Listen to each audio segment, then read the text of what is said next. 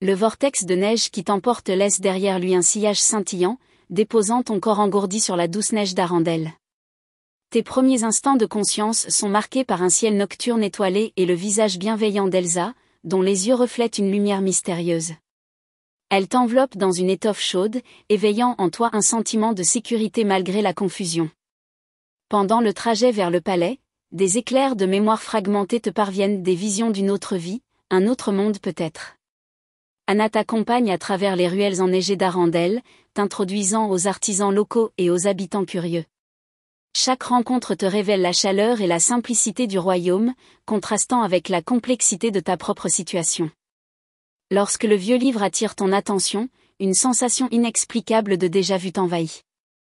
En ouvrant le livre, les mots semblent danser devant tes yeux, réveillant des échos d'une magie ancienne que tu sens couler dans tes veines. Les sessions d'apprentissage avec Elsa se déroulent dans la solitude des vastes jardins glacés du palais, où chaque souffle crée un frisson de glace dans l'air. Elsa te montre comment tes émotions influencent la magie, comment la tristesse peut aiguiser la glace, tandis que la joie la rend presque musicale. Ces leçons deviennent tes moments de refuge, loin des questions sans réponse sur ton passé. La préparation de la fête te permet de te rapprocher des habitants d'Arendelle. Tu apprends leurs histoires, leurs luttes et leurs joies. Lorsque tu dévoiles ta sculpture de glace à une représentation de la coexistence de la nature et de la magie, tu sens une acceptation sans réserve de la part de la communauté, te forgeant une place dans leur cœur et dans leur tradition. En enquêtant sur les anomalies climatiques, tu découvres des indices d'une magie oubliée, utilisée autrefois pour des fins obscures. Les champs flétris et les animaux figés témoignent d'un déséquilibre profond dans le monde naturel. Les archives royales, un labyrinthe de parchemins et d'artefacts, te plongent dans un monde de conspirations anciennes et de guerres magiques, indiquant que ton arrivée pourrait être la clé d'une prophétie non résolue. Le chemin vers la source est semé d'épreuves qui testent ta résilience physique et mentale. Les crevasses qui s'ouvrent sous vos pieds, les ponts de glace qui craquent sous votre poids, chaque pas est un calcul de survie. Christophe, avec sa connaissance de la nature sauvage, devient ton mentor et protecteur, t'enseignant à lire les signes du ciel et de la terre.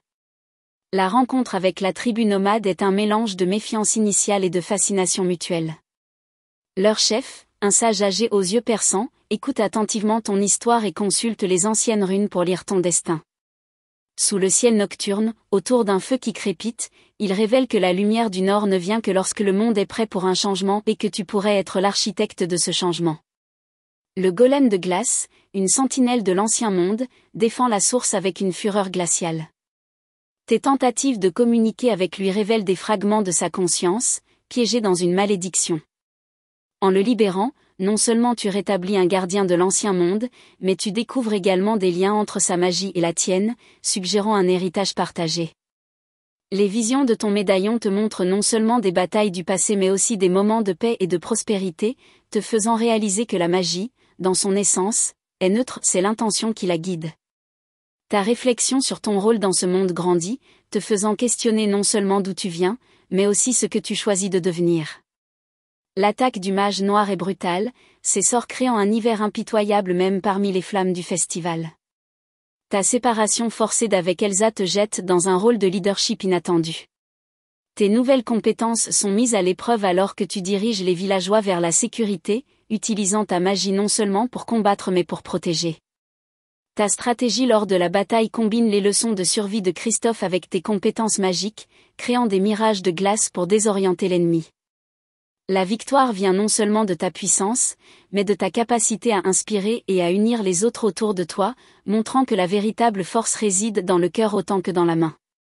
Le sacrifice de ton médaillon est un moment de vérité profonde. En le plaçant sur l'autel, tu ressens une perte immense, comme si une partie de ton âme était arrachée. Pourtant, dans ce sacrifice, tu trouves une résolution, une acceptation que ton passé peut être le prix à payer pour un avenir meilleur pour tous. Le retour de la paix est célébré avec une joie teintée de la connaissance des coups. Tu es honoré non seulement comme un héros mais comme quelqu'un qui a fait d'Arendelle son chez-soi. Elsa te décerne une médaille de l'ordre du flocon de neige, symbolisant ton appartenance définitive au royaume. Tes adieux sont empreints de larmes et de rires, chaque ami exprimant son amour et ses souhaits pour ton avenir. Elsa, en particulier, te promet que quel que soit ton choix, les portes d'Arendelle resteront toujours ouvertes pour toi. La décision de partir devient une promesse de retour, un adieu plutôt qu'un au revoir. De retour dans ton monde, les échos de la magie et de l'aventure résonnent dans chaque aspect de ta vie. Tu trouves des indices de la magie dans les endroits les plus inattendus, et avec un sourire, tu planifies ton retour, sachant que ton histoire avec Arendelle est loin d'être terminée. N'oublie pas de t'abonner avec le pouce bleu pour de nouvelles histoires.